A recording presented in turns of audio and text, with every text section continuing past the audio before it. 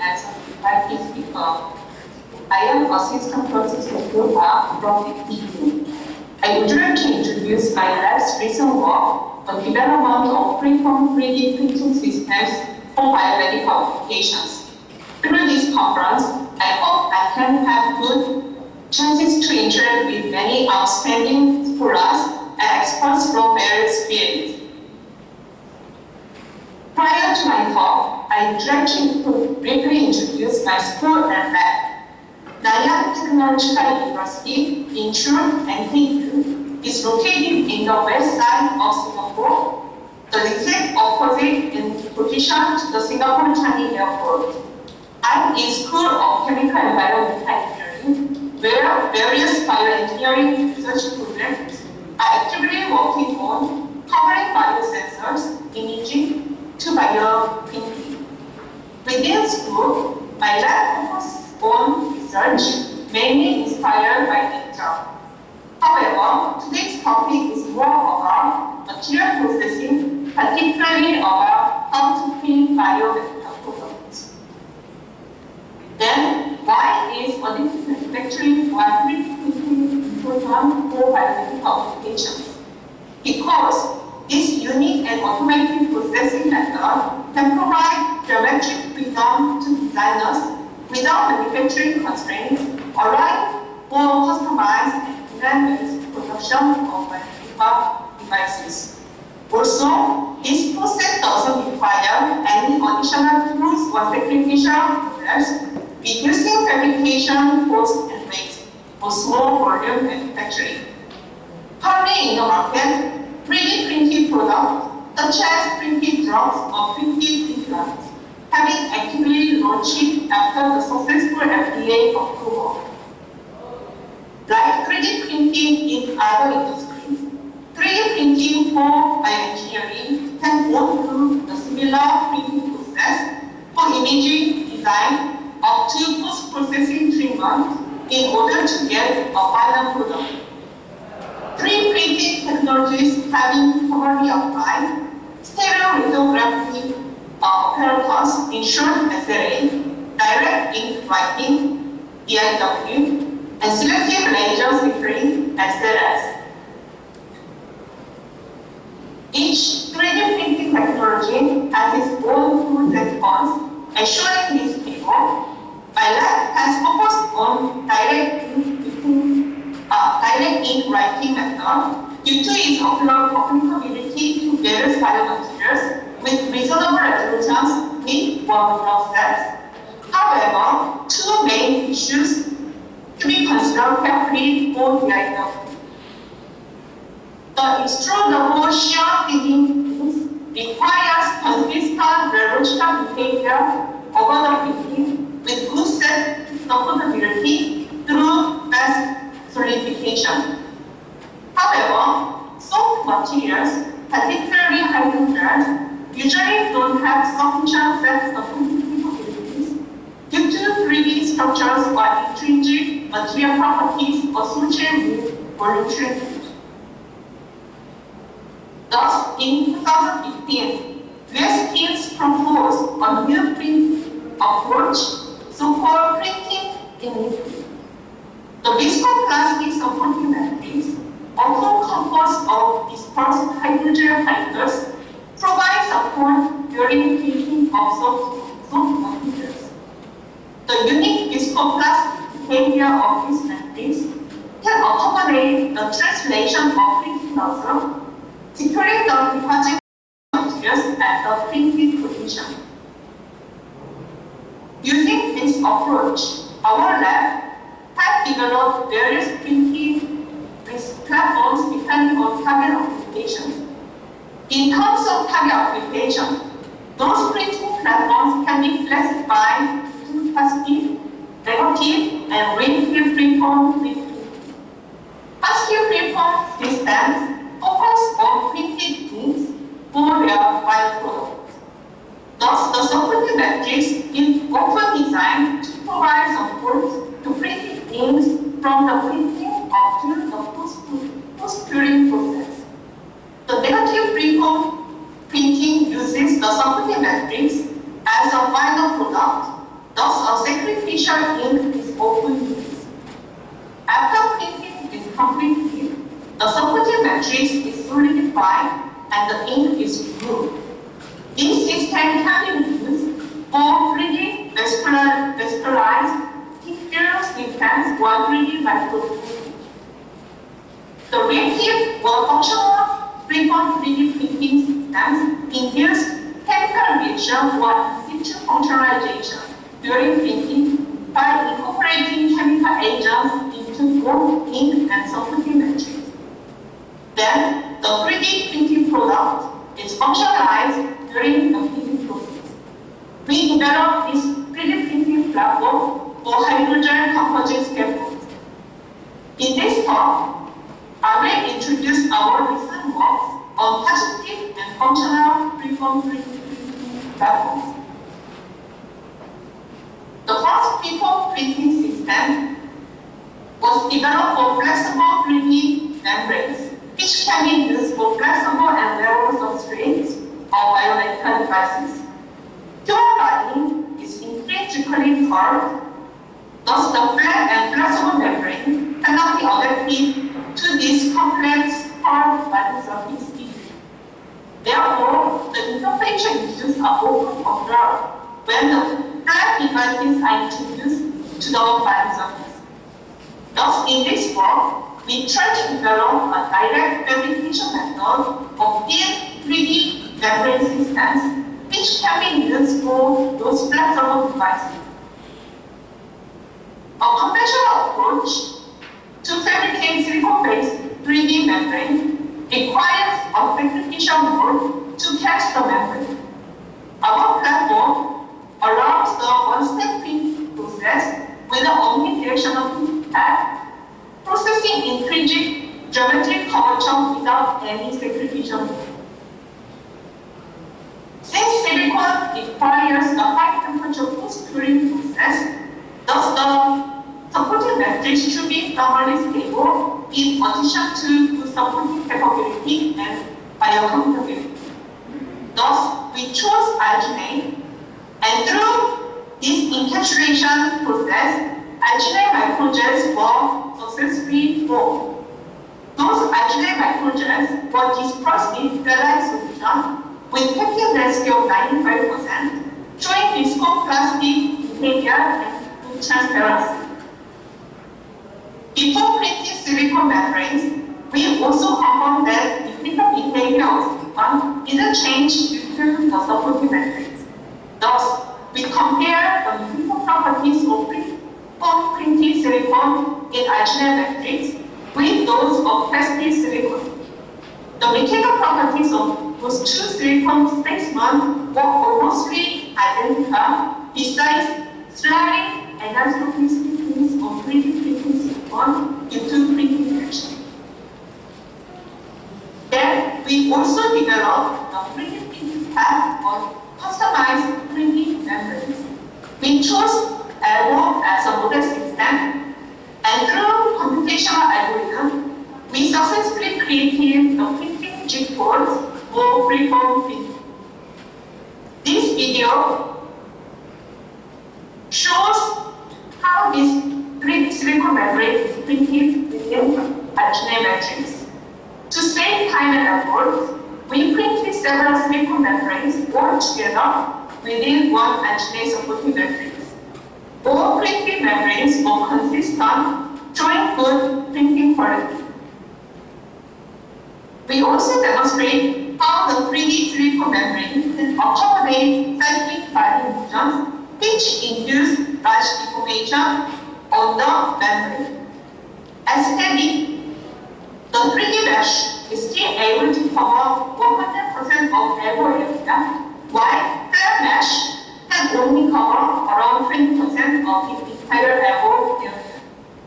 After 100 cycles of test, 3D mesh was able to retain more than 80% of original contact area, while the flat membrane was almost detached.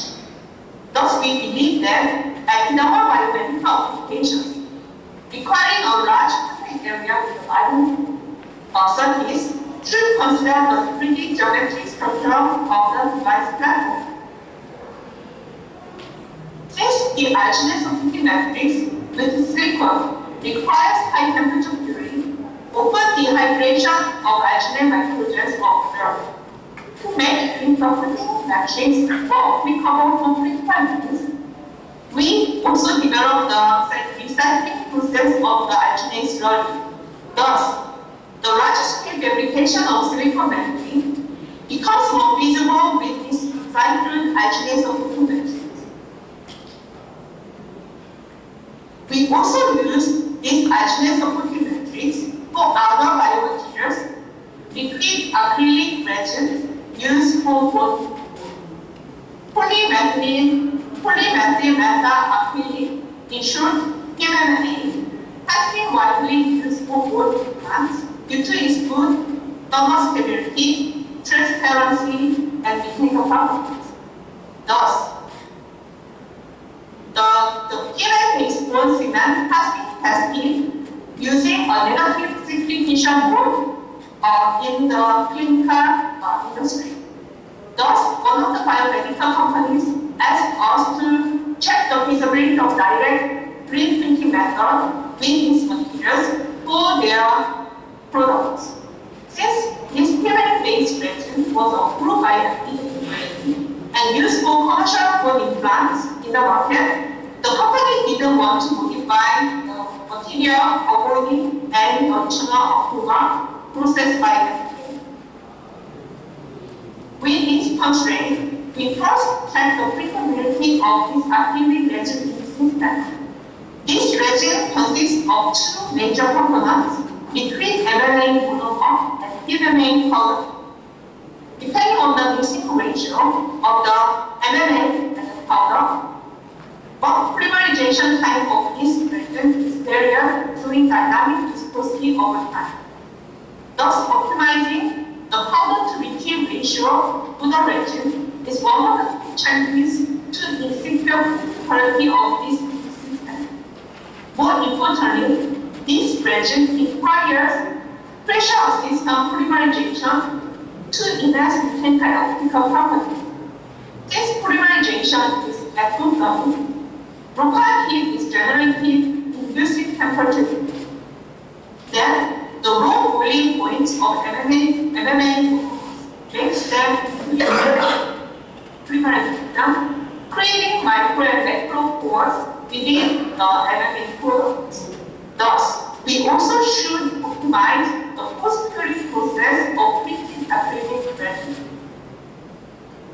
Thus, we developed the Freeform 3D printing platform with the arsenate supporting matrix and further pressurized post-streamer process using a autoclave vehicle. The arsenate supporting matrix plays a key role in 3D printing process as well as the post-curing process in the vehicle, supporting the printing resin in the slurry and applying pressure to the 3D printing structure. We recently filed one patent regarding this. First, we found that 0.3 powder to liquid ratio provides the reasonable printing window with good printability. Two raw powder to liquid ratios show good printability but have very high volume shrinkage during curing process, reducing the product quality at the end. Also, we monitor the pressure in the autoclave. The internal pressure was reduced by increasing curing temperature due to the internal air expansion.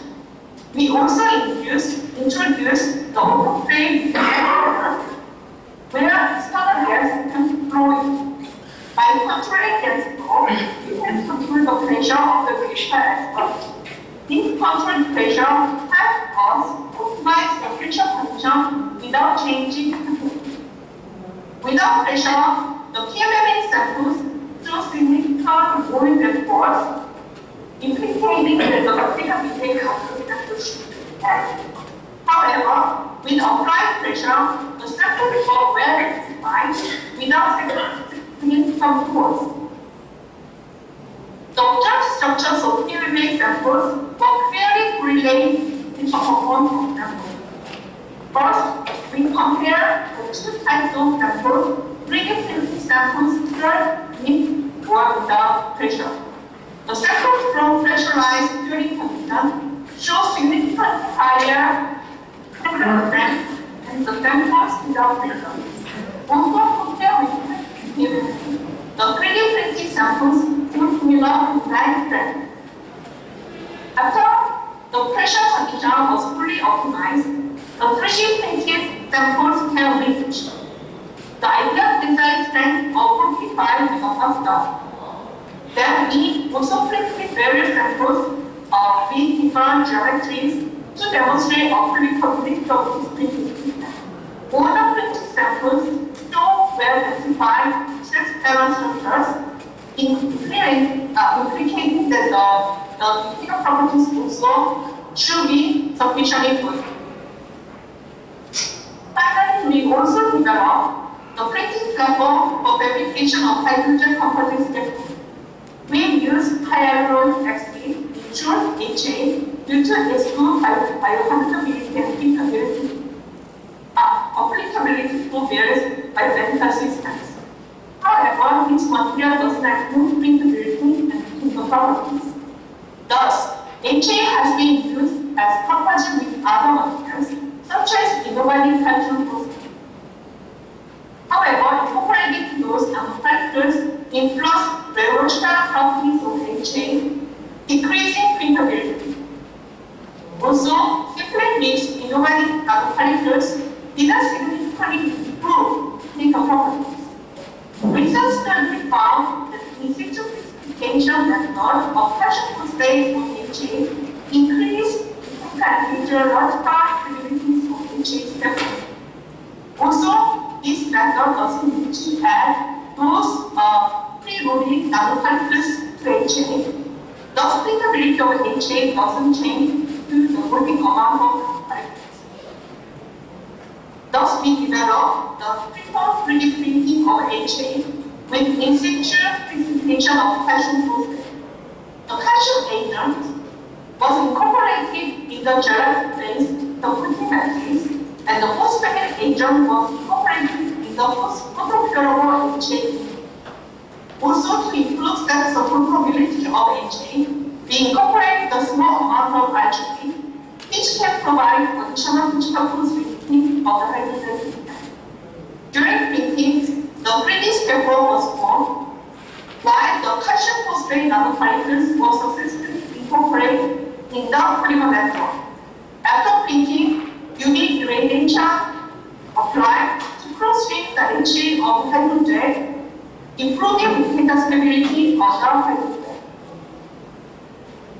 This video shows how this reactive Freeform 3D printing occurs with the ink. The hydrogen ink with the phosphate agent is deposited in the calcium-rich gelatin supporting matrix. During printing, the transparency of hydrogen was used, demonstrating that the innovative nanoparticles were successfully formed. Pure and composite hydrogen was successfully printed through this platform with no printing quality.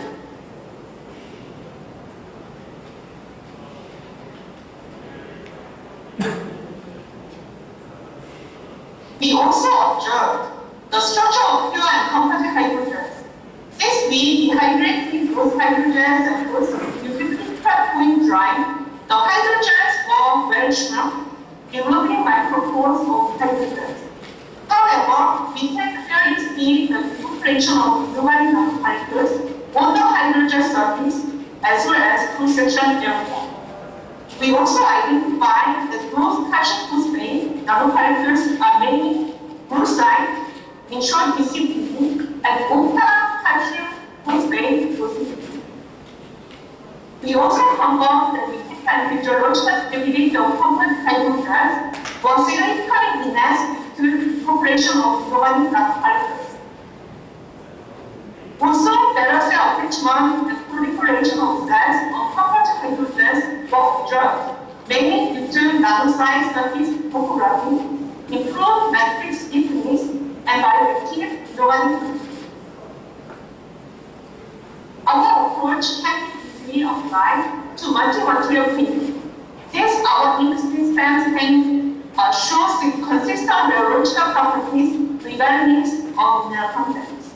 Thus, by changing precursor concentration of both ink and superfluities, the mineral contents of hydrogen composites can be varied during printing. With multiple nozzle bags, various multi-material hydrogen composites therefore can be easily fabricated under the same printing. In this talk, I've introduced Freeform 3D printing systems with their applications, providing three material systems: silicon, acrylic resin, and hydrogen composite. Printing in between brings many new ideas and printing options for materials, particularly biomaterials, which are usually soft with low printability. Thus, we believe that Freeform 3D printing platforms can serve as a new fabrication system through innovative combinations of materials and printing technology. I appreciate my research team at NTU and collaborators in Korea. Those research projects were supported by MOU, Analyze, NAMI, and Mixta. Thank you for your kind attention to this talk. I'm happy to answer your questions. Thank you.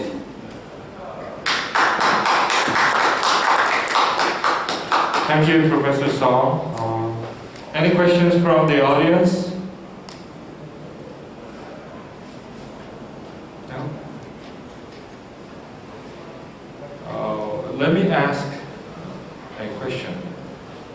You introduced several combinations of inks and matrices, and is there any special or specific criteria in choosing such combinations? I also typed my question in the chatting window.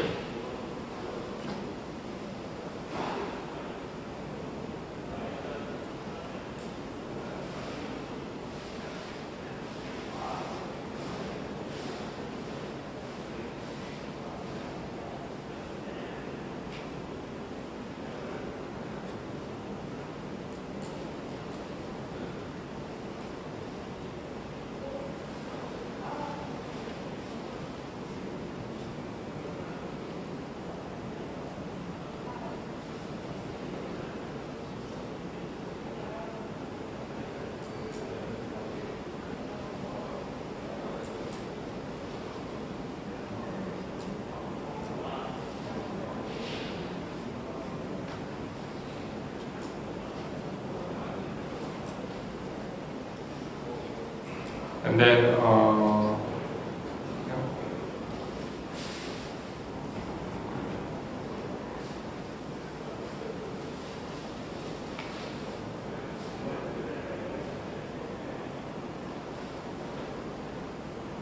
you seem to be saying that as long as we have a significant difference in stiffness and viscosity, then we can try as an ink and matrix.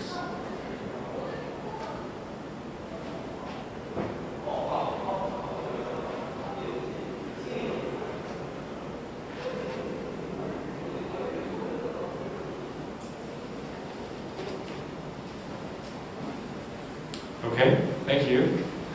Any other questions? If not, let's thank Professor Song again. Thank you, Professor Song.